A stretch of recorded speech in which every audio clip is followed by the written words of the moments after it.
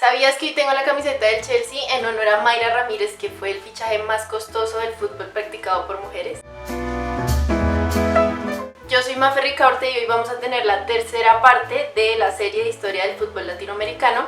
Hoy vamos a hablar de historia del fútbol practicado por mujeres. Para este video vamos a hablar del fútbol practicado por mujeres, un poquito como de sus orígenes y desde mi perspectiva como historiadora, y solamente vamos a hablar de Colombia. Y sí, voy a decir 1.500.000 veces fútbol practicado por mujeres porque toca. Decir fútbol femenino está mal y te voy a decir por qué. El fútbol, sea practicado por mujeres o por hombres, es el mismo, tiene las mismas reglas, las mismas condiciones. No es como que cuando hablamos de fútbol femenino estemos hablando de una cosa totalmente diferente al fútbol practicado por hombres. Nanay, repite conmigo, fútbol practicado por mujeres. Todo este video está inspirado en el libro de Gabriela Ardila, A las patadas, que es espectacular. La verdad, si tienen la posibilidad de comprarlo, háganlo. Gabriela encontró el primer artículo de prensa en el cual hablan sobre fútbol practicado por mujeres en Colombia en el año 1949. Reportaba sobre la existencia de un torneo que se iba a jugar en Barranquilla. Los equipos se llamaban Sirenas del Caribe, Las Cachorras, Estrellas Gallegas y Las Americanas. Y más o menos tenían entre unos 15 y 20 años. Estaba como muy abajo.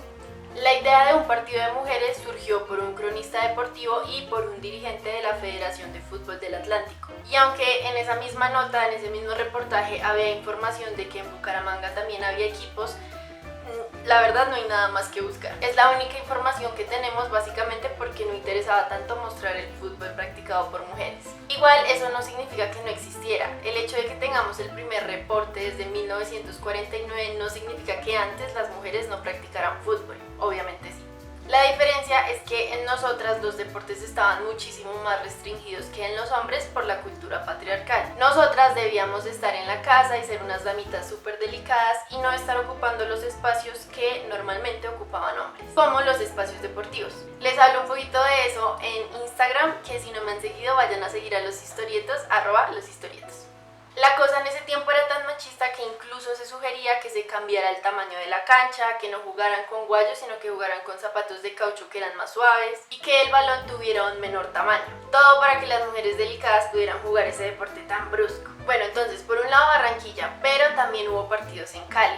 En el 49 y en el marco de los reinados, las candidatas organizaron un partido en el Pascual Guerrero entre el Deportivo Cali y Boca Juniors de Cali. No el Boca que todos conocemos, sino el Boca de Cali, porque Cali también tiene un Boca. El partido fue arbitrado por una mujer y fueron más o menos 14.000 espectadores. El ganador fue premiado por la DIMAYOR, que en esa época no era tan fuerte como hoy en día porque también existía ADEFútbol, pero ese fortalecimiento de la DIMAYOR se fue dando posteriormente. Pero la verdad, una buena parte de la gente que iba a ver los partidos lo hacía más que todo como por reírse, porque no tomaban muy en serio a las jugadoras. Eso sí, había muchísimo interés por parte de ellas en seguir jugando y también de cierta forma había legitimidad institucional porque estaba presente la DIMAYOR. ¿Qué te pasa, DIMAYOR? Antes era chévere. Los partidos sucedían, por ejemplo, en 1950 hubo un encuentro en Manizales entre el Deportivo Pereira y mi queridísimo, fabulosísimo, amado Millonarios, el mejor equipo del mundo. Y el partido terminó con un empate. En el 51 ocurrió algo genial y fue la visita de un equipo costarricense. Ellas hicieron una gira por Colombia y uno de los partidos fue contra el América.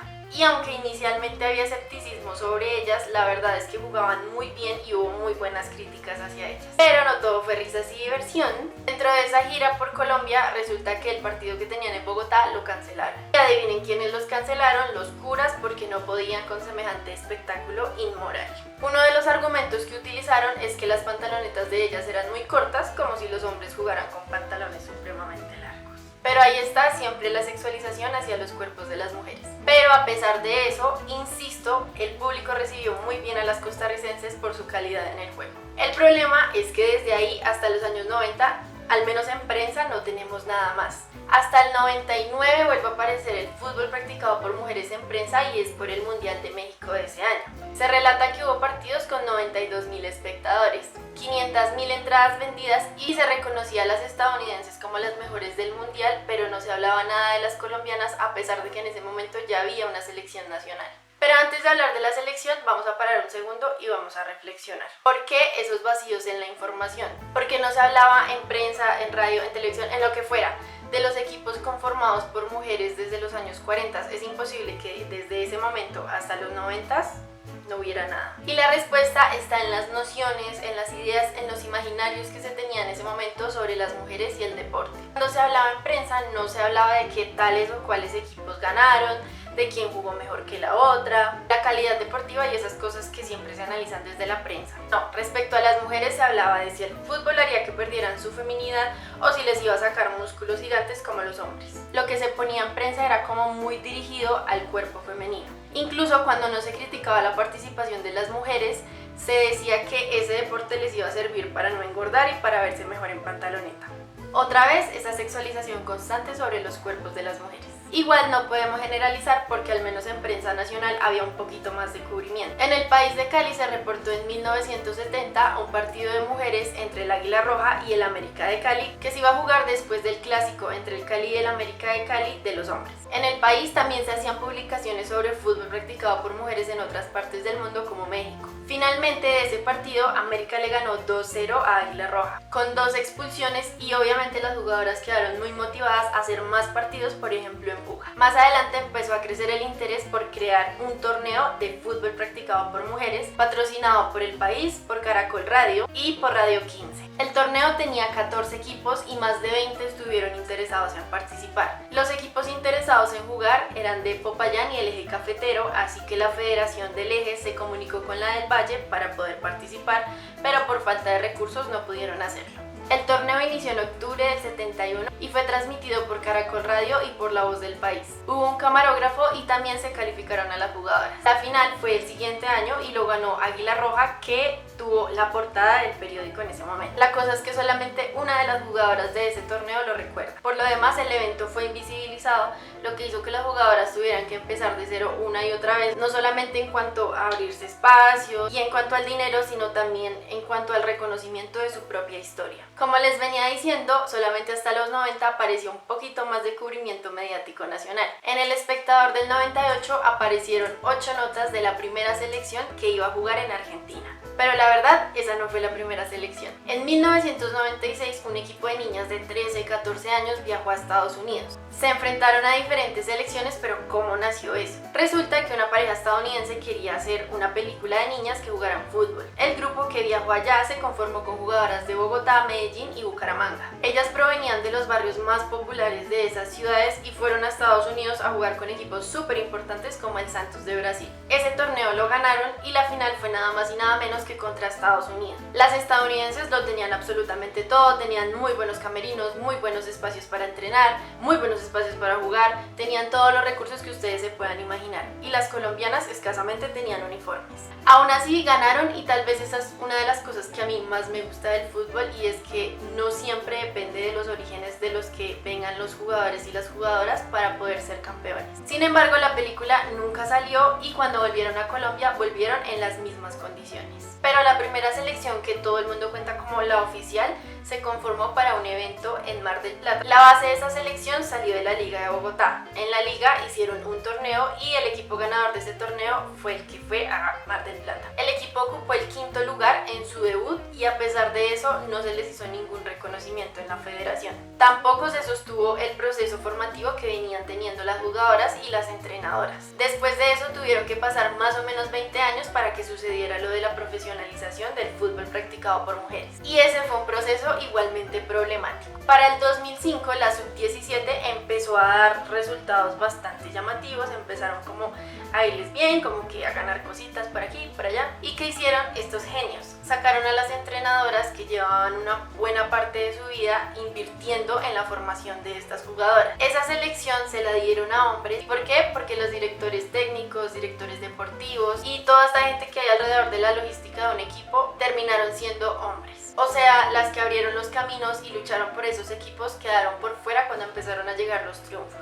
Lo que hacían era coger a los equipos conformados por mujeres y contactar directamente a las jugadoras para que no tuvieran que hacer ese proceso de contactar al club, como se hace normalmente. Pero aún así ni siquiera ganando las publicaban. Entre 2008 y 2017 solamente hay 12 artículos publicados por Revista Semana sobre fútbol practicado por mujeres. Lo paradójico de esos silencios es que si uno los compara con la atención mediática que tienen los equipos de hombres, la diferencia es abismal. Por ejemplo, mientras en los años 50 o 60 poco o nada había sobre reportes de fútbol practicado por mujeres, ese conoce como la época dorada del fútbol practicado por hombres. El auge del fútbol practicado por hombres no significó automáticamente que el de las mujeres tuviera el mismo crecimiento y el mismo apoyo institucional, ni en Colombia ni en ninguna parte del mundo. De hecho, en países como Alemania y Brasil estaba prohibido por ley que las mujeres jugaran. Y si no se prohibía, había toda una estigmatización alrededor de ese tema, como por ejemplo en Colombia.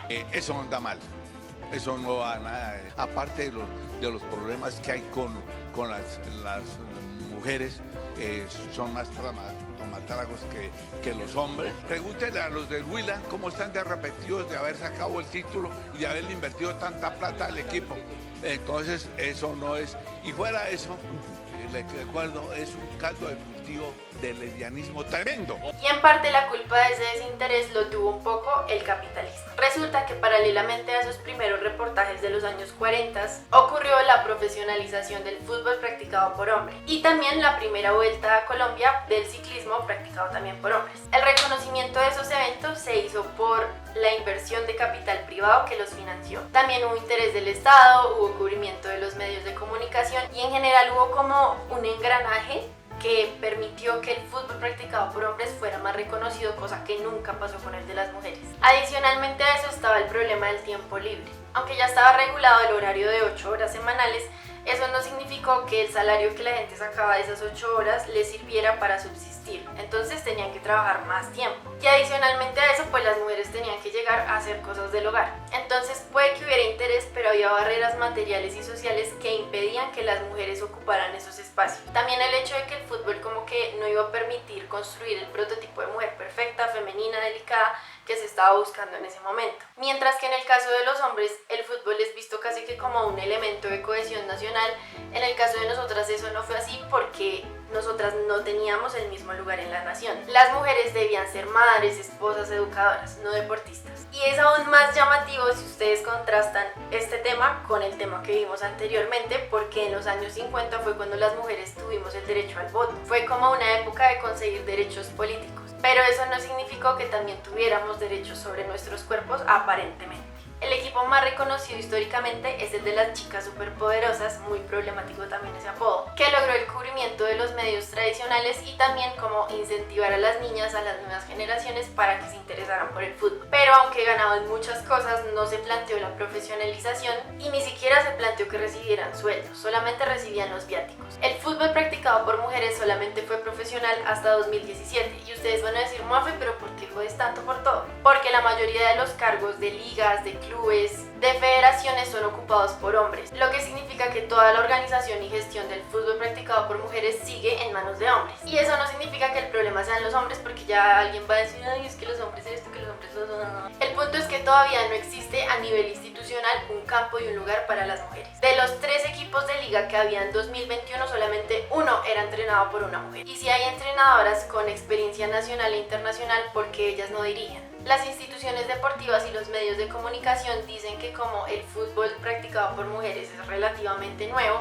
no tienen tanta experiencia y no hay tanta calidad deportiva. Eso aparentemente a ellos les justifica la desigualdad salarial que hay. Pero si uno ve la historia, el fútbol practicado por mujeres no es tan nuevo. Lo que es cierto es que esa invisibilización es resultado de una exclusión intencionada por parte de diferentes instituciones que se encargan del fútbol en Colombia, pero sobre todo por parte de los dirigentes.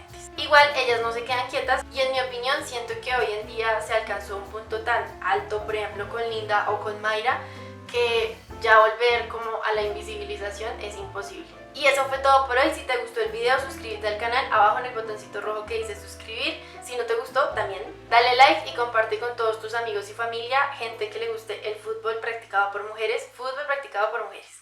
Sigue a Los Historietos en redes sociales, en Facebook, Instagram, Twitter, TikTok, como Los Historietos. Y cuéntame en los comentarios cuál es tu jugadora colombiana favorita en este momento. Un abrazo y nos vemos en el próximo video.